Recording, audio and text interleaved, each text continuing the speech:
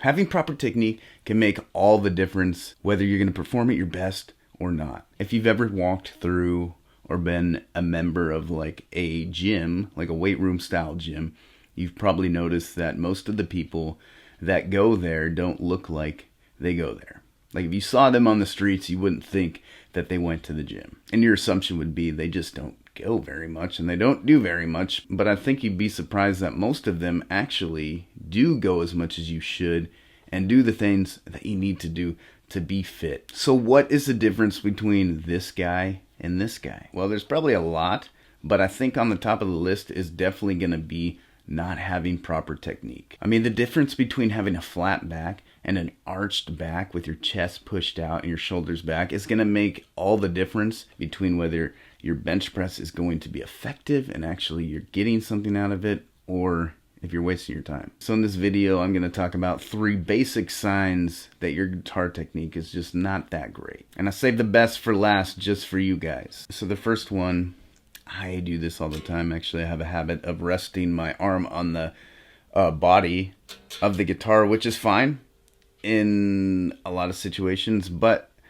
when it comes to playing between multiple strings, you need your arm to be free. You need your elbow to be able to move, and you need your arm to be able to move, because you don't want to be switching strings with your wrist. You want to be switching strings with your elbow and then a little bit shoulder movement. So if you have that arm on the body, then a lot of the times it just gets stuck. And you don't really notice it as you're playing. It just, you don't play as fast, you don't play as clean. So just get in the habit of paying attention to that. And if you find yourself playing stuff between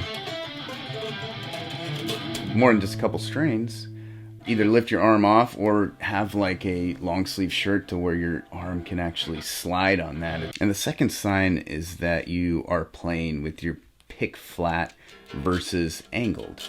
If you handed like a random person that's never played guitar a pick and said, hey, pick this guitar, how are you supposed to hold the pick? How do you think you're supposed to hold the pick? I think most people would say pick it flat like that. It just seems right. It seems like it should be straight, right? But if you do pick like that, you're going to run into some issues, especially with speed, because your pick is more likely to get caught up. Having that angle on your pick, the slight angle, is going to allow your pick to glide through the strings and not get caught up nearly as much as if you have that pick flat. How much angle is also going to depend on how you hold your guitar. If you hold your guitar angled up like this, you're not going to need as much angle on the pick because the guitar is angled. But if you have your guitar flat like this, you're going to need a little bit more angle. Generally, it's going to be more of a left angle, but I guess if you found it comfortable to have a right angle, that could potentially be right as well, as long as your pick is not flat.